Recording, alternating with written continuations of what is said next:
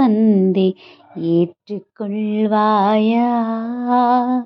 தொடரும் பயணம் பாதம் வைத்தேன் ஏற்றுக்கொள்வாயா?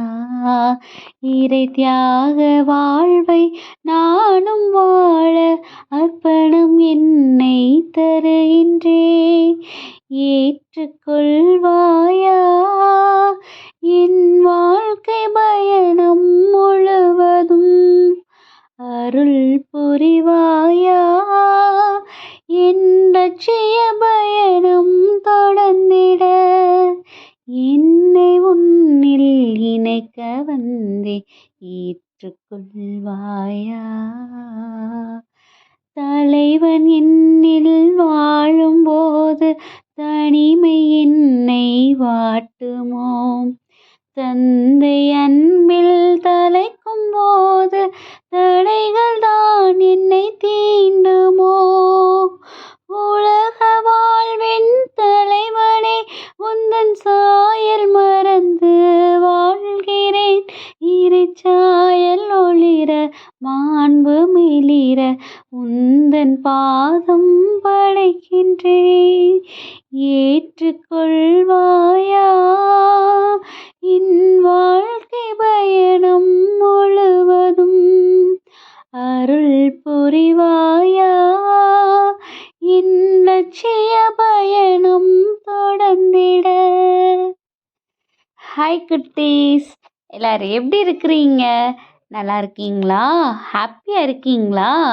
இதனால் நமக்கு சூப்பரான ஒரு விஷயத்தை குறித்து நம்ம தியானிக்க போகிறோம் குட்டீஸ். அப்படிப்பட்ட விஷயத்தை நம்ம தியானிக்கும் போது கண்டிப்பாக நம்ம எப்பயுமே ஹாப்பியாக இருப்போம்.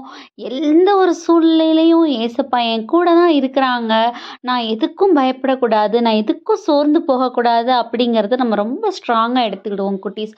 அப்படி என்ன விஷயத்தை குறித்து நம்ம தியானிக்க போகிறோம் அப்படின்னு யோசிக்கிறீங்களா? யோசுவா 3:7 ஒரு அருமையான ஒரு வசனம் கொடுக்குறாங்க இன்னைக்கு.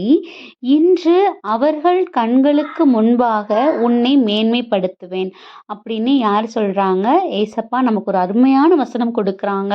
இந்த பைபிள்ல நம்ம கேட்குற ஒரு வசனங்களும் யாரோ யாரிடமோ சொன்ன வசனங்களா இருக்கலாம், இல்லை டைரக்டா ஏசப்பா மக்களிடத்துல பேசினதா வசனங்களாக கூட இருக்கலாம்.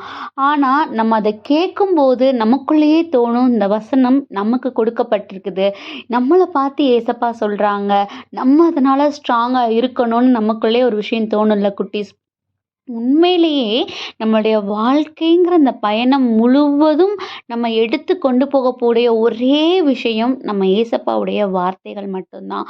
நம்ம ஒரு சூழ்நிலையிலையும் நம்ம கடக்கிற ஒரு நிமிடமும் கூட நம்ம அவருடைய வார்த்தைக்கு உண்மையா இருக்க ட்ரை பண்ணுவோம். நம்மளால அப்படியே நடக்க முடியும் அப்படிங்கிறது 2வது யோசனை தான். ஆனால் அட்லீஸ்ட் நம்ம அந்த இடத்துல நம்ம ட்ரை பண்ணோம்னாலே கண்டிப்பாக அவருடைய வார்த்தைக்கு நம்ம ஒபே பண்ணும்போது நம்மளை ஏசப்பா நிறைவான ஆசீர்வாதத்தை நோக்கி கூட்டிட்டு போவாங்க குட்டீஸ். இந்த வசனத்துலேயும் கூட அப்படித்தான். இந்த வசனத்தில் யோசுவாவுக்கு ஆண்டவர் இந்த வார்த்தையை கொடுக்குறாங்க.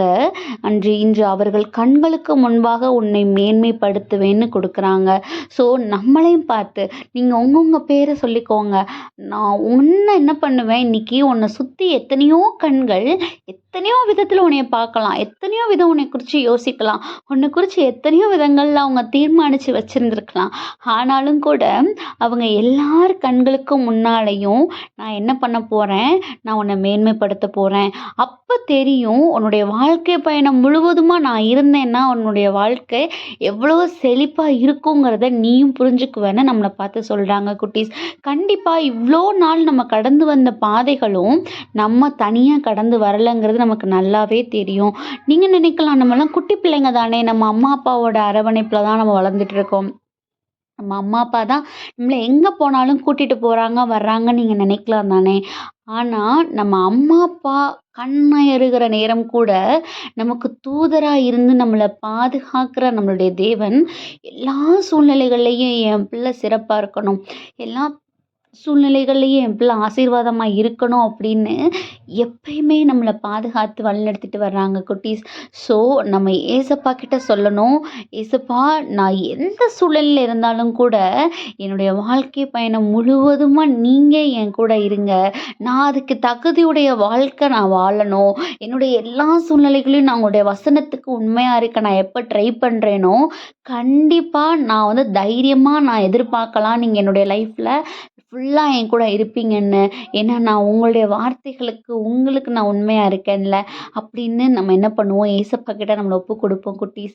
கண்டிப்பா நம்ம வாழ்க்கை பயணம் முழுவதும் பொன்னோ, பொருளோ எதுவுமே நம்மளிடத்துல எடுத்து கொண்டு போக முடியலனாலும், அவருடைய வார்த்தைக்கு நான் உண்மையா இருக்கணுங்கிற விஷயத்த நம்ம ட்ரை பண்ண கண்டிப்பா அவர் நம்மள நிறைவான ஆசீர்வாதங்கள நோக்கி இழுத்து செல்வாங்க. கண்டிப்பா அத நம்மளுடைய கண்கள் காணும். நம்ம பார்க்கறது மட்டும் இல்லாம, நம்மள ஏளனமா பார்த்த எல்லா கண்களுக்கு முன்னாடியும் ஏசப்பா நம்மள மேன்மையா வப்பாங்க.